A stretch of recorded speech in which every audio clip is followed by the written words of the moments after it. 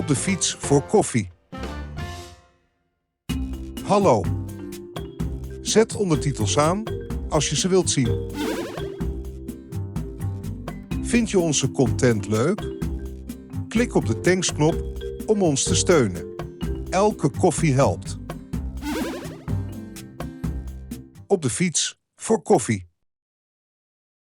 Het is zaterdag. Anna zit op de bank. Ze kijkt naar buiten. De lucht is grijs. De wind waait. De regen komt straks. De weerman zegt dat het vandaag veel gaat regenen. Anna vindt regen niet erg. Ze houdt van regen. Ze houdt ook van koffie. Anna denkt, ik wil lekkere koffie drinken. Geen koffie van de supermarkt. Ik wil iets speciaals. Ze pakt haar laptop. Ze zoekt op internet. Goede koffie in de buurt. Ze leest veel reviews. Eén café krijgt veel sterren. Het café heet Koffiehuis de Molen.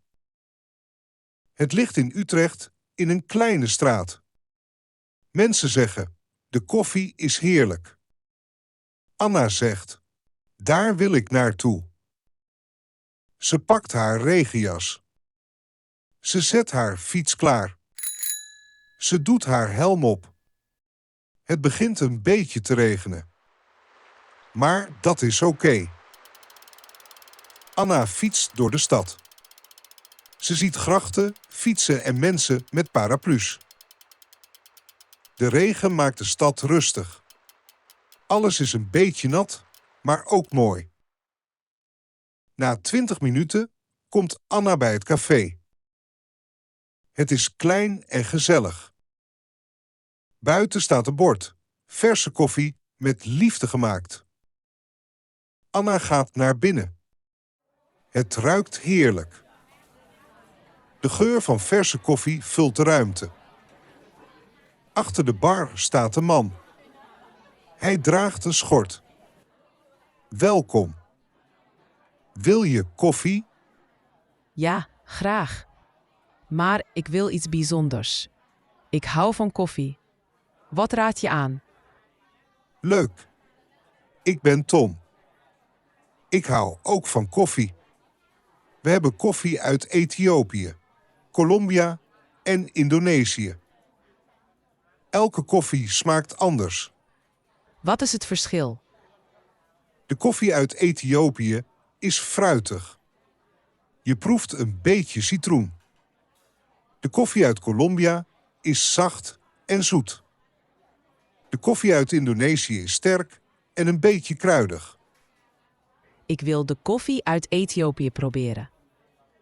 Tom maakt de koffie met zorg. Hij maalt de bonen. Hij gebruikt een filter. Het water is precies warm genoeg. Anna kijkt en luistert. Ze vindt het interessant. Na een paar minuten is de koffie klaar. Tom zet de kop op tafel. Alsjeblieft. Anna neemt een slok. Ze sluit haar ogen. Dit is echt lekker. Ik proef iets fris. Het is anders dan gewone koffie. Fijn dat je het lekker vindt. Wil je ook bonen mee naar huis? Ja, graag. Dan kan ik morgen ook genieten. Het wordt weer een regenachtige dag. Tom pakt een zak met bonen. Deze bonen zijn vers gebrand. Je kunt ze thuis malen. Of ik kan ze nu malen voor je. Ik heb een koffiemolen thuis. Ik doe het zelf. Ze betaalt en stopt de bonen in haar tas. Dank je wel, Tom. Tot de volgende keer. Graag gedaan. Geniet van je koffie. Anna fietst naar huis. De regen valt zacht. Ze voelt zich blij. Thuis zet ze haar tas neer. Ze maakt het gezellig. Ze pakt een boek, een deken en zet zachte muziek op. Ze denkt, wat een fijne middag.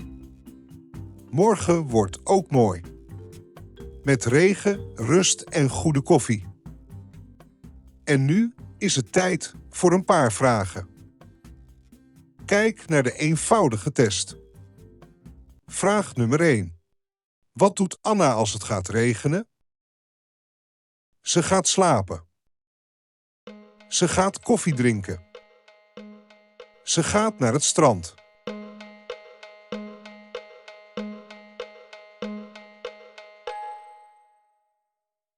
Vraag nummer 2. Hoe gaat Anna naar het café? Met de auto? Te voet? Met de fiets?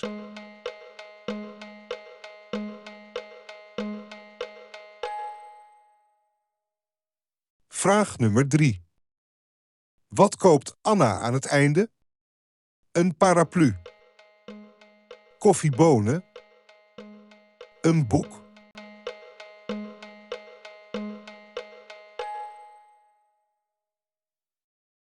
Vraag nummer 4. Wat zegt Tom over de koffie uit Ethiopië? Het is kruidig. Het is fruitig. Het is bitter.